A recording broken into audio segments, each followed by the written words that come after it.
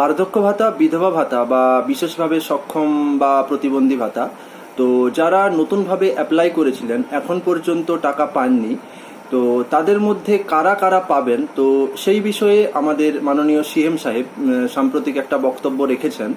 তো কারা কারা পাবেন সেটাই আজকে আপনাদের সামনে তুলে ধরবো। তো তার আগে ভিডিওটি ভালো লাগলে অবশ্যই আমাদের পেজটিকে ফলো করতে ভুলবেন না, সাথে ভিডিওটি লাইক, শেয়ার ও কমেন্ট করতে ভুলবেন না। তো দেখুন, তো এই বার্ধক্য ভাতা, বিধবা ভাতা এবং প্রতিবন্ধী ভাতা কারা পাবেন, তো সেই বিষয়ে মাননীয় সিএম সাহেব যেটা বলেছেন যে আগের সরকারের আমলে, অর্থাৎ তৃণমূল সরকারের আমলে যারা এই বার্ধক্য ভাতা, বিধবা ভাতা বা প্রতিবন্ধী ভাতায় আবেদন করেছিলেন, তো তাদেরগুলো এই সরকার নেয়নি।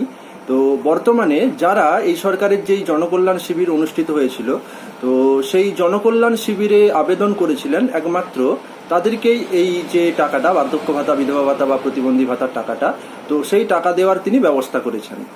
তো এর থেকে মোটামুটি একটা বোঝা যাচ্ছে যে যারা এই জনকল্যাণ শিবিরে যে সমস্ত আবেদনকারীরা এই বার্ধক্য ভাতা, বিধবা ভাতা বা প্রতিবন্ধী ভাতার জন্য আবেদন করেছিলেন, তো তাদের টাকা দেওয়ার প্রসেস শুরু হয়েছে এবং হয়তো আপনারা খুব শীঘ্রই এই যে প্রদেয় অর্থ, সেই টাকাটা আপনারা পেতে চলেছেন।